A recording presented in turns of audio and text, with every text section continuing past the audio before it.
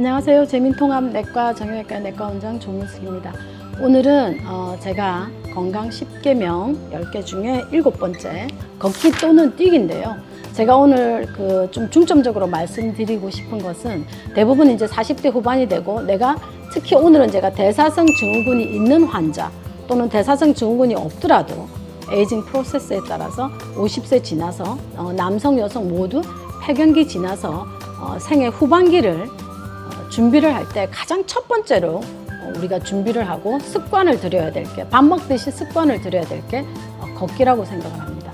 그런데 무작정 걷는 게 아니고 날마다 내가 어떻게 걷고 얼마나 걷는 것을 자꾸 이렇게 측정을 하면서 기록을 하셔야 내 건강 상태가 어떻다는 것을 알 수가 있습니다. 제가 아주 대표적인 사례 2가지를 말씀을 드릴까 합니다. 75세 똑같은 남자 여자분이신데요.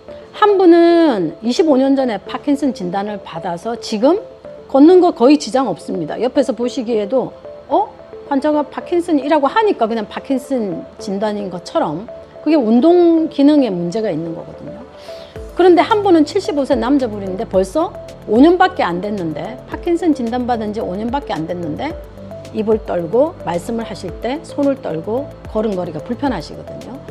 결국은 이 두 케이스를 차이를 보면 걷는 것에 있더라고요. 제가 남자분 파킨슨 환자분에게 하루에 얼마나 걸으세요 그랬더니 나 힘들어서 못 걸어요 그러시는 거예요. 75세 이 여자분은 25년이 다 되셨는데도 아침 점심 저녁 운동을 3번을 하고 집에서도 하루 종일 집안일을 하고 또 주말 되면 주말 농장 가서 뭐 심고 거두고 가꾸고 하는 걸 하루 종일 일상이라는 거, 그걸 지금 20년 이상을 하신 거예요. 그만큼 움직이는 게 우리의 건강을 유지하는 데 도움이 된다는 거고요. 의외로 환자분들이 운동만 하면 되는 줄 아시는데, 제가 오늘 말씀드리고 싶은 것은 대사성 증후군 환자들 또는 고혈압, 당뇨병, 고지혈증, 고요산혈증, 지방간 있는 환자분들 또는 아니면은 비만이지만 아무 질환이 없는 분도 상관이 없습니다. 걷는 것에 대해서 반드시 식후에 걸으시라고 말씀을 드리고 싶습니다. 어떤 분은 새벽에 운동하시는 분 계시죠. 물론 새벽에도 운동하시는 거 좋습니다. 그렇지만 그 혈당을 떨어뜨리고 혈압을 정상화시키고 내 몸의 콜레스테롤이나 또는 체지방을 감소시키기 위해서는 식후에 하는 운동이, 그것도 식사 직후에 하시는 운동이 혈당 조절에 가장 좋다고 나와 있습니다. 제가 그래서 항상 우리 환자분들에게는 그냥 숟가락 놓자마자 설거지 하지 마시고 그냥 나가시라고 그래요. 나가서 걷고 오시라. 그런데 그 나가서 걷고 오시는 게 얼마를 걸어야 되냐면 1시간에 5km. 보통 이제 5km를 1시간에 이렇게 걸으면 조금 빨리 걷는다 하는 정도예요. 이게 아주 못할 정도의 걸음은 아니거든요. 그러면은 대충 걸음 수로는 한 7,500걸음 됩니다. 칼로리로는 한 350칼로리 정도 돼요. 우리가 이거를 왜 이제 제가 말씀을 드리냐면, 저녁에 이렇게 식사하는 칼로리가 보통은 한 5, 600에서 한 7, 800까지 가거든요.